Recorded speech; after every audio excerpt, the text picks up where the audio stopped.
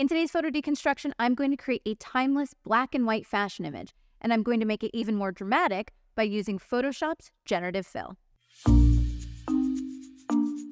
Hey everybody, Lindsay Adler here, and if you're like me, you probably have a little bit of a love-hate relationship with Photoshop's Generative Fill because sometimes it works brilliantly and other times I have no idea what it's thinking. And so in this photo deconstruction, I wanted to show you one of the instances and one of the circumstances where Generative Fill really works and I think can really make impact in my images. Now, to begin with, of course, it's not all about Generative Fill and what you're doing in Photoshop. You have to start with something beautiful. And so this image was actually created as one of my small group workshops. I do workshops that are size 6, 12, 15, depending on the class. And in these workshops, I do multiple setups, each one with a different theme, a different learning objective. And so here we wanted to create an image that was timeless, classic, but maybe with a little bit of a modern twist. So this is the final result that we ended up with. I actually want to show you behind the scenes first of the lighting, and then we're going to pop over and talk about what was done with Generative Fill. All right, so here is the behind the scenes. And by the way, when I do these photo workshops, I have many different sets. In fact, some of my workshops will have up to 5 sets at a time. And so this is actually one of the sets that we did in the garage of my studio.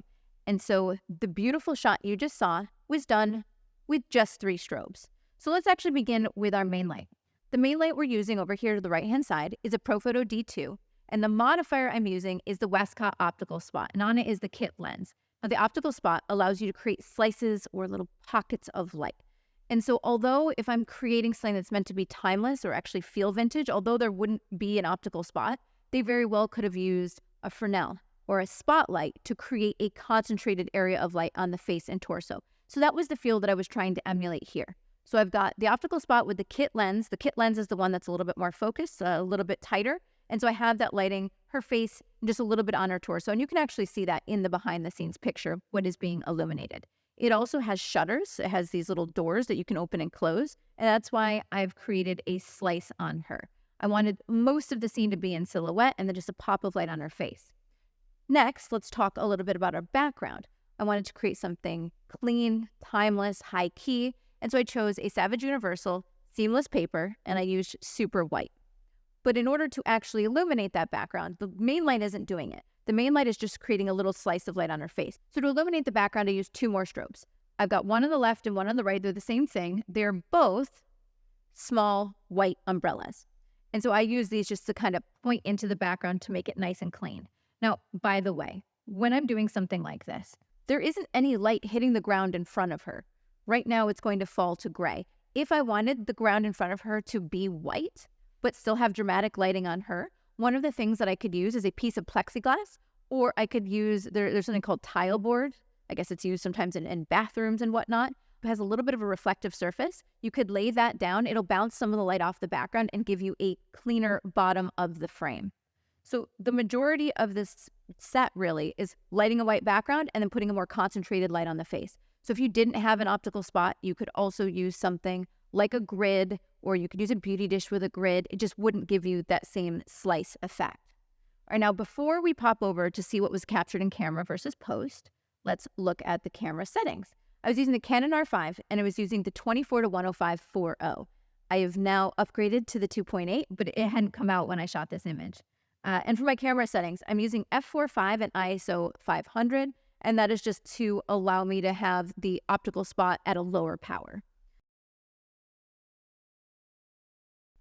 Here's our final image. And so right away, one of the things you can probably notice is that this frame is quite extended. You can tell that I wasn't shooting on a background that was nearly that large, although she did mostly fit on the background. But what's the other thing you can see? You can also tell that the bottom train of the dress is actually longer in this final image. So let's take a look at what I actually captured in camera. So here was what I actually captured. Raw, no processing, nothing. Now, one of the things I found that works great with Generative Fill is extending edges of the frame. So let's say that I'm not doing any special effects. I'm not trying to make this, huge scene. I could simply select the edge of the frame over here, where you can see, my garage door. I can select that and hit Generative Fill, then Generate. Now, if you are new to Generative Fill, It is in many ways life-changing, but I mentioned how it doesn't always work. I'll tell you what it works well for. It works really well for comping in and extending backgrounds. It works great for getting rid of wrinkles. It works wonderful if there's like strange edges in the fabric. It works wonderful for things like that. Where it struggles is pulling something out of nothing. It's great if it's looking at something in your frame and adding to it. But if I, for example, wanted to put a bird on her shoulder, like I can circle that and I can type bird, but when it's not referencing from something, it usually looks kind of cartoonish or it doesn't exactly match the lighting. But if it's referencing another bird in the scene, like it can see something, then it does a really great job. So give me one more second to look. I mean, it's not terrible, especially at a distance. And in this case, I think the blackbird here kind of works because you don't see the directionality of light. But up close, you can tell a little bit that it's fake. It did better than I expected with putting a bird on her shoulder, but would not be my goal. Okay, so anyway, generative fill. By the way, if you're unfamiliar, generative fill is AI. It is referencing images, but it's building something out of nothing. And you can see over here, when I went to properties, it actually lets me cycle through 3 different iterations of the generative fill each time, so I can figure out which one did best. And then if I didn't like any of them, you can hit generate again, and it will keep giving you multiple new choices. I've found, however, most of the time, not all the time, but most of the time, what it gives you the first round of generation is usually the best. And then as it moves forward, it usually gets a little weaker, but all right, So I already told you, my intention was not to have a bird on her shoulder. So let me actually erase that. Okay, so here's what we have straight out of camera. But when I was shooting, I was actually shooting so that I was tethered, and I knew I wanted this to be black and white. So as I was shooting, this is actually what I saw. I changed the image to black and white. I popped the contrast, popped the clarity a little bit. But that's not the retouching part. So the retouching part, I need to clean up the floor. I think I want to add a little bit more sculpting in the middle of the dress. And by the way, you see quite a bit of fill on the front of the dress, even though I'm not using a fill light. That's because that white background is bouncing so much light. It's bouncing around my space, which is why when I'm trying to achieve a real silhouette in a photo, I use black V-flats to prevent light from bouncing around. But here, I actually thought it was nice. It gave a little more dimension to the dress. So this was what was straight out of camera. This is what I was seeing as I'm shooting tethered. And then this was my retouch. So you can see I brought back some detail to the top of the dress. I elongated the frame a little bit. I added more contrast to her face. The actual retouching part, though, was pretty minimal. There wasn't a lot that she needed retouched on her. Now, this could have been the final image, just cleaning up the edges of the frame.